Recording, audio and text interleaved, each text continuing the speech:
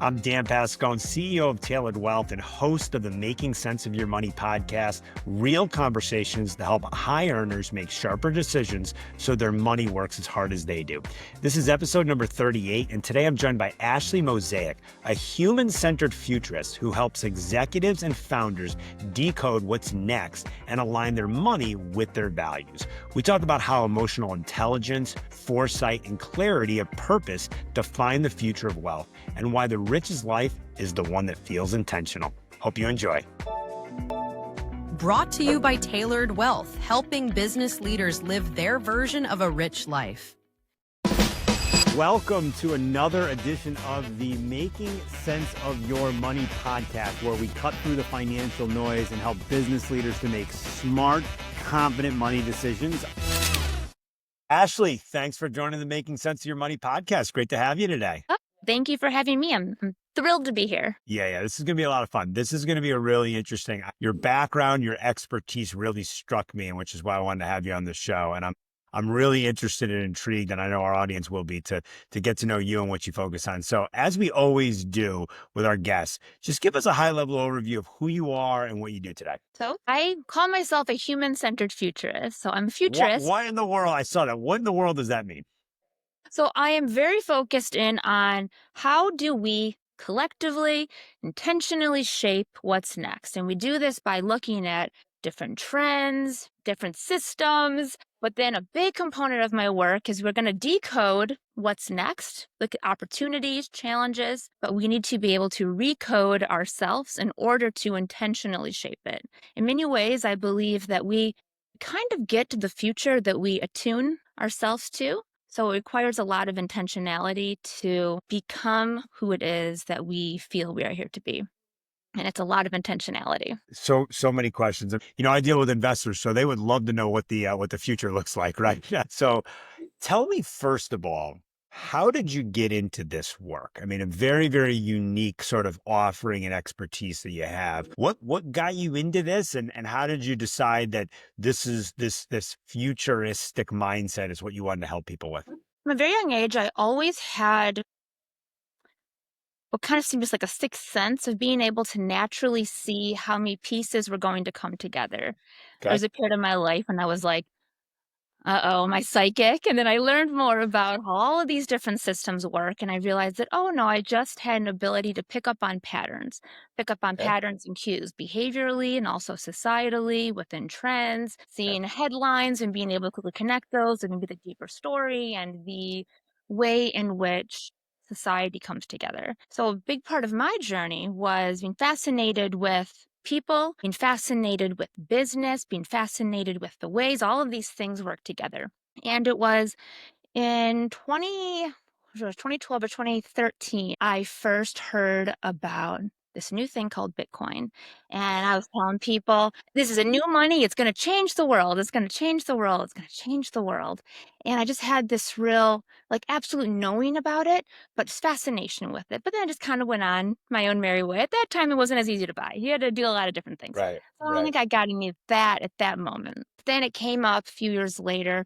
And at that time, I got really into it. And I was very fascinated with the ways in which this could be an alternative that could remedy many of the issues and problems currently and then down the line that society was going to be experiencing. So part of my own journey was then getting really into it. And meanwhile, while I was investing, learning, educating, doing all of that, I was noticing some things in my own personal life. We call it a lack of boundaries, poor self-worth at times, different beliefs and limiting beliefs I had about myself. And kind of my Band-Aid on that was, it's okay, none of this will matter soon because in a few years I'll be wealthy and then none of these problems like boundaries or self-worth will matter, I innocently thought. Right. And I noticed a really interesting pattern play out many times, that it was almost right before I was going to seal the deal or secure the bag or have some of these huge wins, something crazy would happen. It would it would get hacked. I would get scammed. The exchange would go down. And it was so many times that it forced me to be like, okay, I can have the foresight. I can have the vision. I can have the desire. but there's something else going on here, something else deeply going on that then forced me to realize, okay, that's just one piece of the puzzle to have Right. strategy, to have the vision, have the foresight. Another component of it is your, you can call it your energetics, your identity, your self concept. And there's a lot of research that supports that self concept and net worth are deeply correlated. Right. So that began me on this journey of like, what in the heck is going on? I have to be able to figure out what this is. And then it turns out that this is what I now is believe a big part of why I'm here is to help people through similar journeys like this. It doesn't have to be always necessarily coming out of kind of a financial loss, but it's getting clear about your own money story, your own money energetics, what it means to you, what are the patterns that are unconsciously operating, what might be like lurking around the corner as soon as you get a little extra money. Or whatever it might be. So it's really now I work with leaders, primarily executives, but I work with some founders too, which are really fun, and from there, we're helping them work on their own energetics, their identity, and then also decoding what's next so that they can really use their gifts to create greater impact. A lot of piecing together a lot of puzzles. So I like it a lot. Very fascinating. So I was going to ask you, who do you typically work with?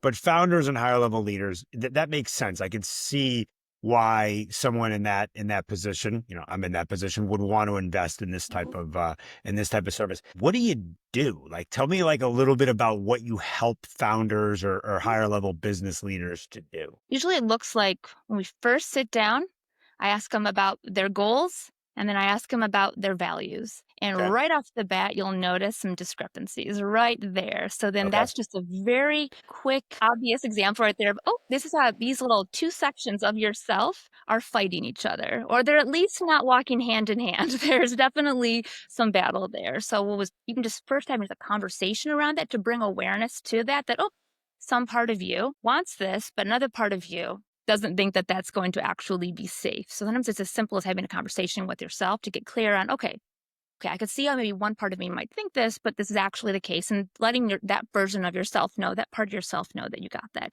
So from there, now we're then tackling what it is that they actually want. They'll come to me with some pretty cool goals or different transformations that they want to experience. And a lot of leaders right now are recognizing these shifts that we are all experiencing, that we are all seeing kind of accelerate in terms of leadership, workplace dynamics, and the idea that we need to all really kind of lean into different strengths within ourselves, especially as we are in many ways moving out of an industrial era of sorts into back what I believe is a renaissance era of sorts, where it's technology and creativity commingling again. Mhm. And from there, it requires us to tap into different strengths of our within our own self and different abilities to sense, different traits, characteristics, skills even that maybe we kind of put on the back burner because we were conditioned to believe that there's kind of one right way to be and then a bunch of varying degrees of not quite right, and allowing for yourself to bring all of these components of yourself back in. So it's there's really no one simple or one systemized way in which I'm working with leaders or even with teams now, but it's around getting them ready for who it is they're here to be so they can do what it is that they're here to do. Not to And get so are super, you, but I feel like we yeah, are in a really interesting time in society. yeah, that's a great point. So are you working with both individuals and teams?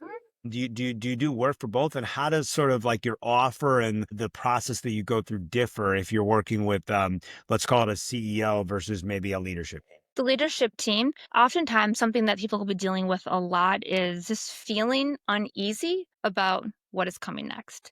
Yep. Finding a lot of the smaller teams, they're trying to really incorporate AI quickly because they Yep. don't want to be left behind. They want to make sure that they're still kind of leading the way, but then they're implementing AI without a real strategy, or they will have strategy, but they've overlooked the human traits and human components that make their business and their team really strong. So from there, I'm coming in and teaching them different dynamics around different foresight models, but then as well, different, we can call it leadership strengths, characteristics, some communication, some persuasive leadership, persuasive communication, nervous system regulation.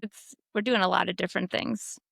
Very, very cool. As a leader, we're still doing all of that, but this one-on-one. Got it. Got it. All right. So for the one-on-one stuff, Mhm. are you typically operating as, maybe this is the wrong term to use, but are leaders viewing you as like a performance coach, so to speak? Mhm. Are they what lane do they sort of, I guess, fit you in, right? Because Mhm. I've seen and used performance coaches, I've Mhm. seen and used psychologists and therapists, and like what Mhm. lane do you fit Mhm. into with respect to the outcomes that you're helping these leaders to accomplish? I'd say Yeah. performance coaching. Performance coaching, as I call it, impact strategy. Essentially, it is all around how do you use your gifts to create more impact, to Give me an serve. example of that. Give me an example. Like, what would be a gift that you could use and say, all right, I want to take this gift and turn it into a greater impact in my business, in my personal life, in the world. I work with a lot of leaders that they will have had maybe some negative experiences prior on in their career, or maybe they felt they were maybe too sensitive, or they felt that they were misunderstood. They cared about things other people didn't seem to care about, but they noticed, and they kind of weren't able to fully own their lane. So when I'm working together with these people, it's getting clear on what is it that they are exceptional at and what is preventing them from embodying that, from leaning into that, from leading through that place. And for a lot of people, it's just a recognition around what are the things that come so naturally to you. That is often Yeah. something that is so heavily correlated with a strength, with a gift, but we have a tendency to overlook or diminish the things that come so easily to us. Instead, the things that we are more aware of our limitations or we seem to be lacking, we tend to give greater emphasis and greater importance on that. And then the more that we struggle for something, the more that then we associate value in that versus One of what my just comes. favorite books is Strength Finders 2.0. And the whole Okay. concept is like identify your strengths and like Mhm. use them and weave them into what you Mhm. do as much as possible. Really, really, really cool concept. Okay. Like, get that everybody's unique and different, but on Mhm. its surface, what are most either individuals or teams coming to you to accomplish? Like, what's the number one problem that you're looking to solve? And my sense is from talking to you in this brief time, there's a whole host of others that you're going to ultimately get to. But why do they initially come to you? What's the trends around that? People are interested in a few of my call it my methods or my Okay. modalities that I will do. For in addition to studying foresight in business for about 20 years, I've also studied different forms of called ancient intelligence systems, ancient wisdom, and I've always been really fascinated in this blending that we can have around things like business, around success, around what's coming next. And then what do some of these ancient systems have to say about this? Some of these systems, they're, even if it's something like, we'll say astrology, which many people have a lot of perspectives around, they think it means something spiritual. For me, I will occasionally look at people's astrological charts or will look at the collective transits. And to me, it's just around the patterns.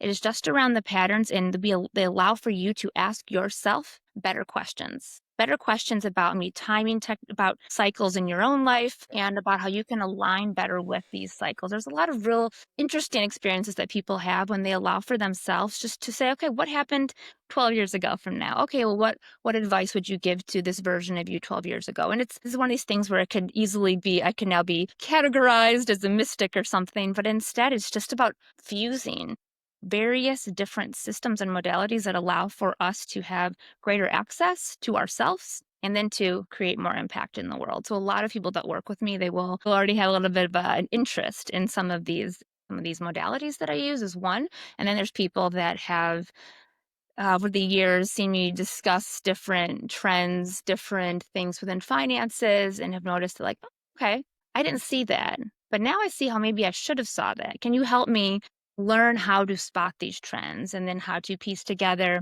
be a narrative that will help me infuse myself into the future that I want to create?" So this show is all about making sense of your money. So let's talk a little bit about that financial piece, Okay. right?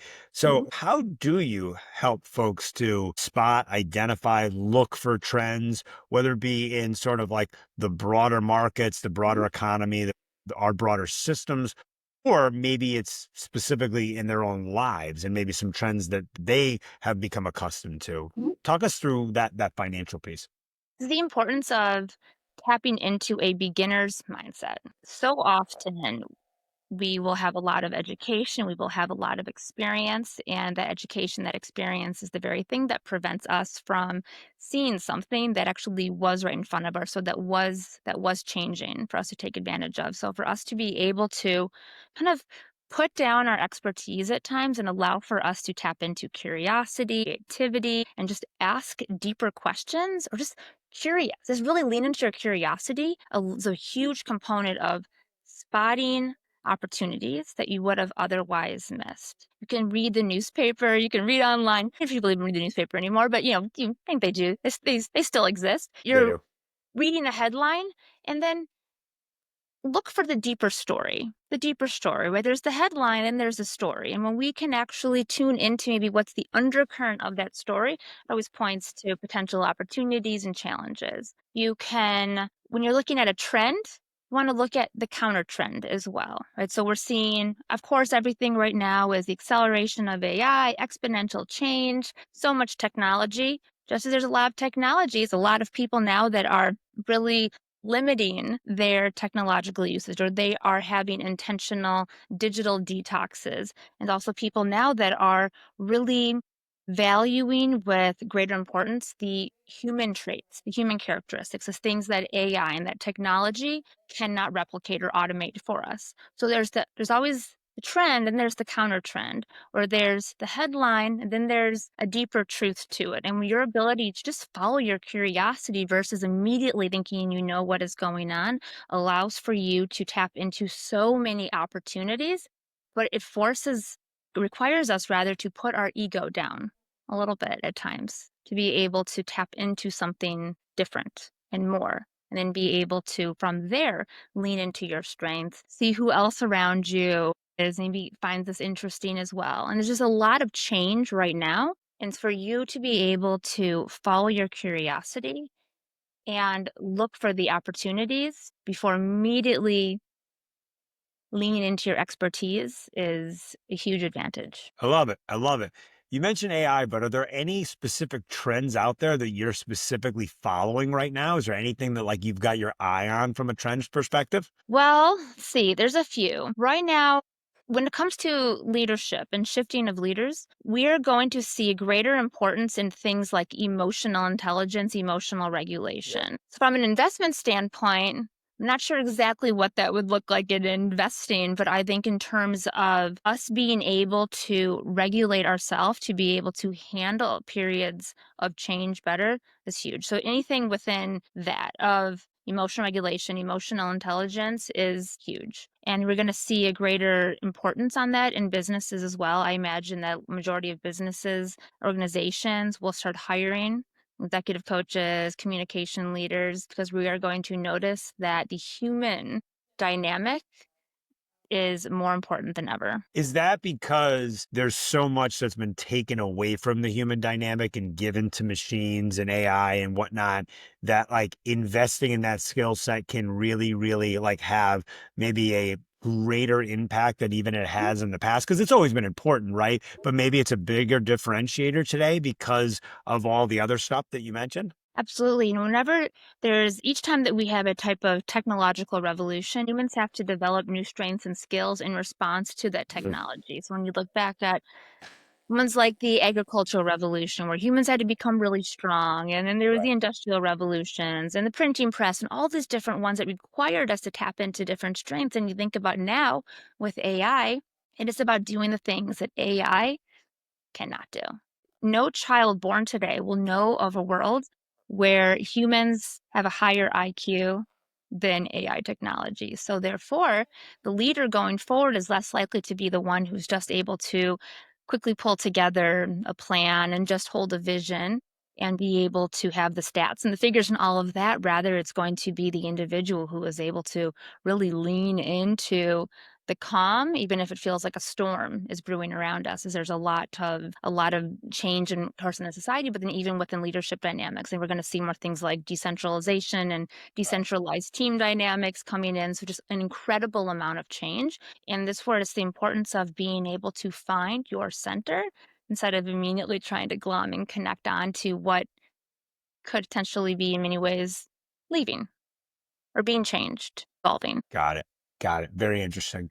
All right. So back to the financial Mhm. question for a second. So our motto is we help our clients to live their version of a rich life, right? So if you have people that are looking to accumulate wealth and really not just grow their overall wealth, but use it to live the lives they desire. What sort of advice do you have in your field? What should be the things that they should be thinking about above and beyond sort of the trends to pay attention to? But how can they, have the right focus and the right mindset to utilize their money to ultimately accomplish their life goals? Really important to have clarity around your values, Of having an understanding of your values allows for you to make decisions from a place of greater clarity, calm, and security because you are aware that you are making decisions that are in line with what it is you actually want and what it is you actually desire.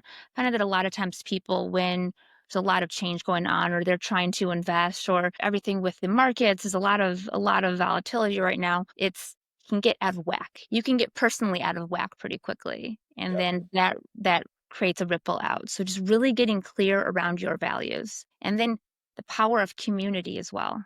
Getting clear around your values and then connecting with others that have similar values. Very cool. That's a really powerful one. The power of community is probably one we don't talk about enough. That's a really strong one. All right, very cool. Now, speaking of personal values, we're going to shift gears a little bit, and we're going to get to know you a little bit better, Ashley. So you are officially entering the Making Sense of Your Money lightning round, and the lightning round is all about hearing you submit sort of your first response to our questions, right? So it could be a quick one-word answer, it could be a long drawn out thought, and anything in between. You ready to go? Ready? All right, let's do it. We'll start simple. Coffee or tea? Coffee, One meal for the rest of your life. What is it? pizza. What Uh, came up for me? I'm gonna go with any it. any any specific place that you like? Do you have a go-to spot? No, I just love pizza. It sounds good. So we were talking about technology earlier. What's one tool or technology, it could be hardware or software, other than your phone or your computer that you can't live without? Well, those are the two things that I have on me, and like at all times. Say my car, I guess. If you've got a tech-centric I feel car, like we'll I could take live with that. that. I feel like I could live without it, but definitely make things it definitely helps. All right, I like it. I like it. Do you have a favorite quote or phrase about business or success? It's crazy. Nothing's coming to mind, but I know I have so many. So I That's all right. kinda We'll like skip over that. We'll come back I if feel it that one. comes So to I'm you. like, how do Yeah. I know? How about a favorite book? This top of mind because I was reviewing it against recently was just the Bitcoin Standard. I feel it's a Okay. really great introductory piece to the changing financial landscape and Ah, why some of these things that might seem fringe actually have a deeper meaning and a deeper reason. oh, very cool. Very cool. That's a good one. I don't know that one, so thanks for sharing it. Do you have a personal hack you can share with our audience? I prioritize a little bit of silence every morning, and that helps me connect with the calm and maybe answer some questions. I find that I get a lot of answers and a lot of clarity in those few moments of silence before I let the day kind of Do you do drag away. meditation? Are you just sitting in silence? Are you walking? What's your goal there? In the best version of me in the mornings, I'm meditating, but even if it's just silence versus putting a podcast on, putting music on, Okay. just silence and just sitting and just connecting with my energy, I find is something that sets my day up like a night and day difference. The mornings when I have to jump out of bed and immediately start tackling problems. Later on, those will be the evenings when I'm like, ugh, life can be so heavy. And I'm like, I didn't literally just connect with my silence in the morning. So that is an absolute huge hack. Love it. Love. Really good one. Really good one. What's one bucket list item that you've already accomplished? My bucket list has really changed, been rapidly changing over the last few years. The Okay. things that wouldn't have made it on the bucket list, but also something that made it on the bucket list, and I did, and I think I would still have put on if I didn't do it, was going to Egypt and Oh, cool. visiting various pyramids, and that was really, really cool, extremely powerful. I love it. I love it. Really good one. What's one milestone that you're working towards? I'm currently isn't that I feel like it should be financial related, but this one in particular is well, no, I'll go with the financial one. So I'm looking into buying a piece of property in the Okay. mountains in North Carolina. So I have some of the things together for that, but I'm looking at certain pieces of property because I would love to build a little farm. Oh, I love that. Very cool. That's a good one to be working towards. Good luck with that. Thank you.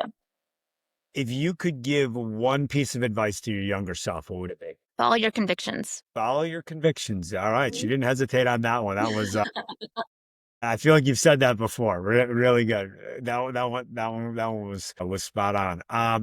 All right. And then finally, if our listeners want to connect with you, collaborate, work with Mhm. you, what's the best way to reach you, find you, follow you? My website is ashleymosaic.com, and then I'm Ashley Mosaic or Ashley.mosaic. Sometimes you gotta throw in that dot because it'll be That's taken.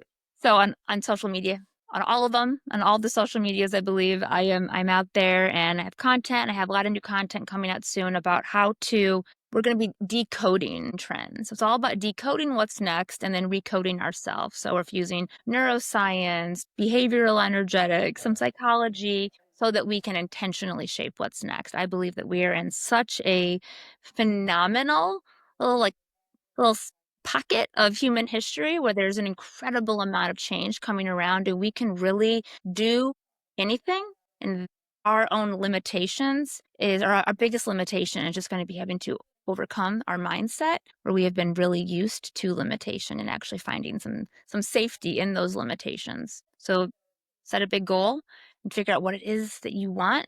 Who do you have to be to get it? And work on that every single day. So that's what a lot of my content coming out is about. I love it. I love it. I'm looking forward to reading that. I agree with the personal limitations and Mhm. agree that we are in a very, very unique time. So that's well Mhm. said. Ashley, really, really insightful stuff. Thanks so much for joining us today. Appreciate you coming on. Thank you so much. So that's it for the episode. You can find our podcast along with our newsletter and our YouTube channel, all Yeah. free at makingsenseofyourmoney.com. And as always, prioritize your version of a rich life.